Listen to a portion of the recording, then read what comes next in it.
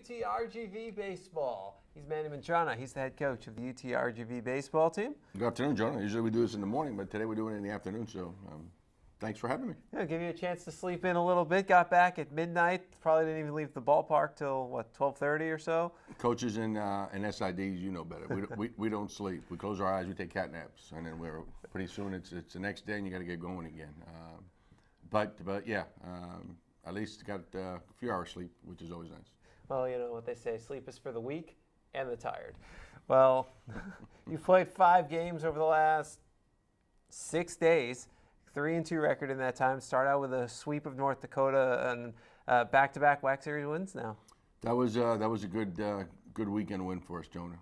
They beat us 2 out of 3 last year at their home park, and they came down this week, obviously, this past weekend, and we were able to win all 3. Johnny Gonzalez, did what Johnny Gonzalez does. That was a great game, 2-1. That was a nail biter, winning that game in the last inning with Jose Garcia stealing home plate. Second game, the offense really got rolling. Bunch of hits, a bunch of runs. I think we scored 12 runs, if I'm not mistaken, 12-2 or something. Yeah. And then an 8-4 win on Sunday with Quinones pretty much being in control of the entire game. So the weekend started off on a good note. Tell me about the steal of home. You have Jose Garcia at third, 2 outs, bottom of the 8th, game tied at 1. How does that decision process come about? Well, the first decision is obviously how good is their pitcher, and their pitcher had been very, very good. Obviously, who the hitter was, and even though it was Cole's been struggling as of late. He started to pick it up on Tuesday when we played Texas, but over the weekend. And we have a base stealing group. We got about 5 or 6 guys that can do some things on the bases that the other guys cannot, just because of the speed and awareness. So there's been a couple times where we've kind of practiced, stealing home, which is low percentage play. You'll probably do that once, maybe twice a year, if that. So when Maito got to third base, I just told him, hey, I'm thinking about stealing home, time him. The first pitch was a ball. It was perfect because, if it was a strike, then you have to consider it a little bit more because you don't want the hitter to now be hitting with 2 strikes. So he said, okay, coach, I got it. So, okay, steal home. I gave Cole the take. And thank God Cole is pretty good with the signs. He didn't swing and kill Maito. But he took, and Maito did a really good job. Even though he slipped, it wasn't even close. If you look at the video, we really caught them napping. But it was successful. It's one of those things, Jonah, like everything else in coaching, that if it works out, you're a genius, and if it doesn't, you're a bum. But it worked out. So at least for that 1 inning, I was a genius. Was part of the process, you see the left-hander on the mound, so he's not looking directly at third base like a righty would, and then right-handed hitter at the plate, so the catcher can't really see what's going on at third? Yeah, you really want to, obviously, with the right-handed hitter. The pitcher, really righty or lefty, obviously lefty's a little bit better. But if even a righty, when he doesn't check you, a runner at third base, if he just gets the ball, gets the sign, and goes, or he always looks one time, or he always looks twice, he doesn't vary his looks. You can usually get a pretty good read and pretty good timing on that guy. So a lot of the prevention for stealing home plate falls around the pitcher, and basically just the fact before he starts to wind up, just kind of look at the runner, make sure that, hey, I know you're there, and then varies the looks. Did you go back and think about how cool it was, the timing of that? April 15th, Jackie Robinson Day. Jackie Robinson, one of the many things he's famous for, stealing home against the Yankees in the '55 World Series. And on the day that Major League Baseball honors Robinson, Jose Garcia steals home. I had no idea until after the game where our number 1 SID brought that up in the newspaper or the press release. So I had no idea. But you know what? It worked out well for ourselves, and it was great that it happened on Jackie Robinson Day. Well, so you pick up the Game 1 win, and then if Game 1 was about Garcia and Gonzalez, Game 2, a lot of that was about Scott Mercer, who did everything offensively and defensively for your club. He really did. Obviously, the big blow was his grand slam, which was big. And then he also got a big hit with 2 outs. We were kind of stagnant there for a little bit, and he got us going again.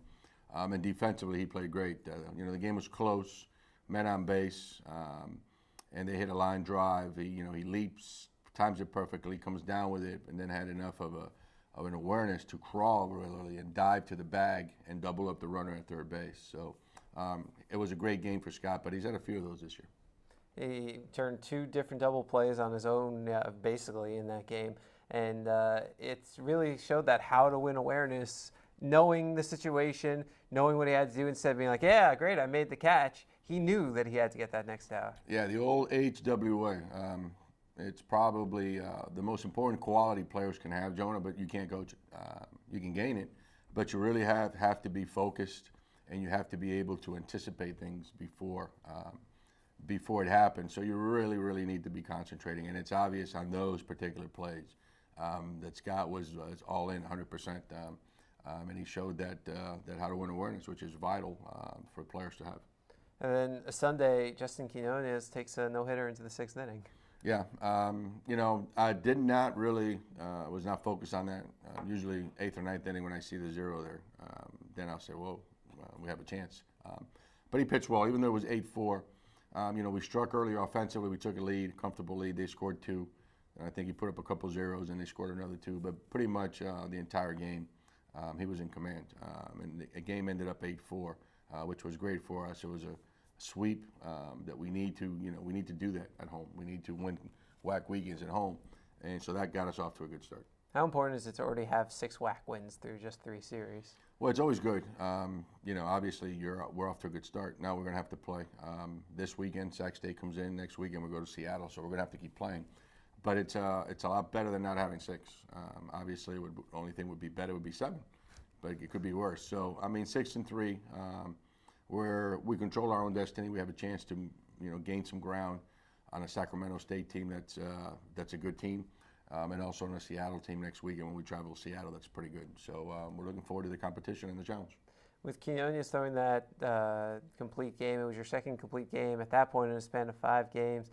And before Wednesday's game at Corpus, you had an 8-game stretch in which you went to the bullpen a total of 6 times for 5 different relievers. So your starters have really been going deep into games. That's big. And if your starters can just get you to that 7th inning and can do it consistently, it really saves the bullpen because you really don't know how a weekend is going to unfold. So if you can go Friday night like Johnny Gonzalez has been doing and give us 7-8 innings, the same deal with Garcia, your bullpen is quite fresh on Sunday. If you don't do that, if you use up all your bullpen, on Friday, then you might need them Saturday, Sunday, and you don't have them or they're not fresh. So it's important for our starting pitchers to go, give us at least good 7 innings because that way we can have a little bit of control of what we do with the bullpen over the weekend.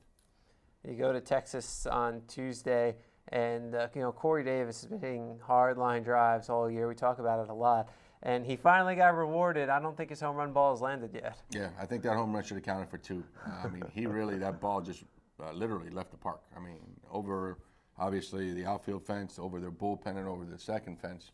And you're right, he has been having really good at-bats for us the entire year as far as quality of bats. He's just had some bad luck hitting hard balls right at people. But this one, there was no way. He hit it so hard and so far that there was nobody near it to catch it.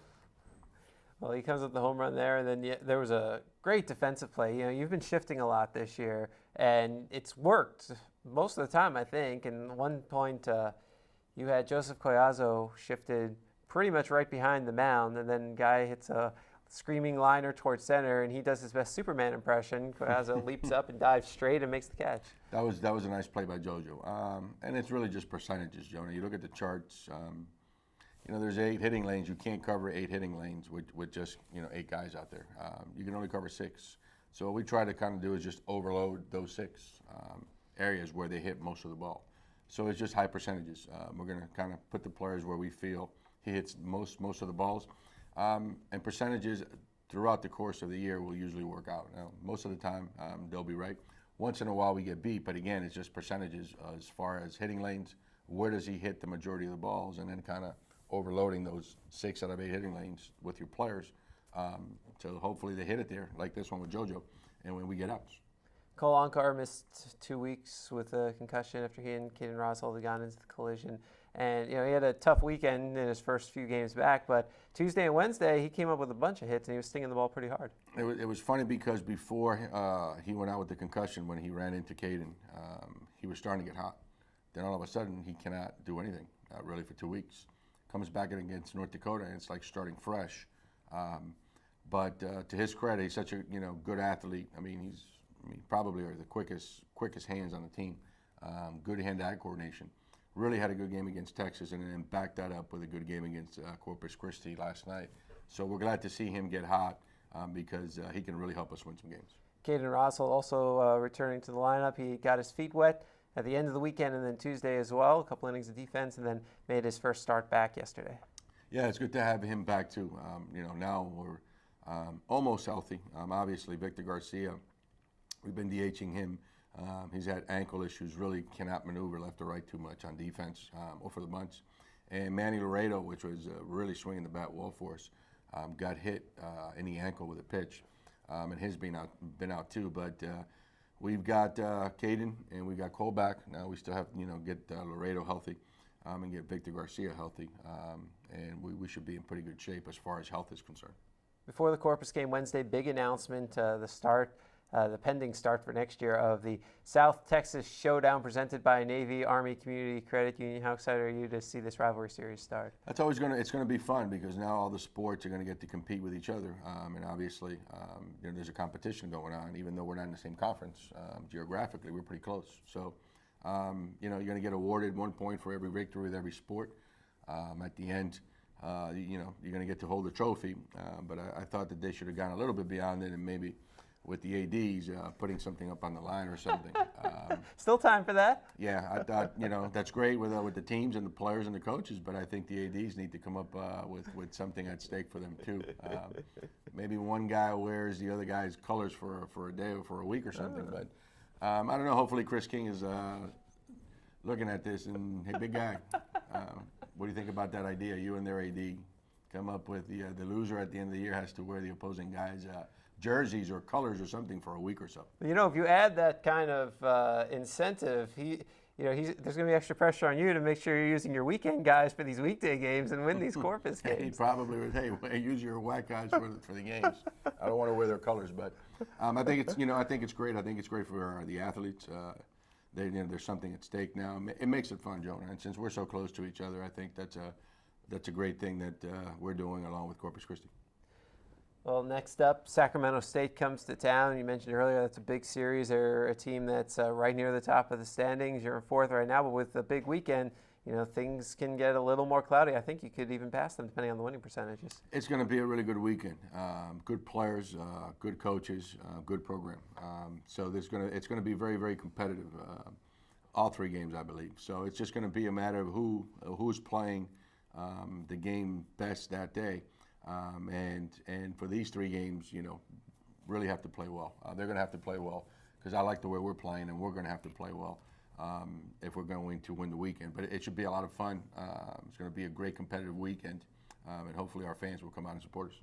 UTRGV plays host to Sacramento State Friday at 7 for an Earth Day celebration, Saturday at 6 for Family Day, and Sunday at noon as we look to strike out hunger. For more information, log on to GoUTRGV.com. He's Manny Mantrana. He's the head coach of the UTRGV baseball team. Jonah Goldberg, Mr. SID himself. We'll see you next week, but until then, get those V's up.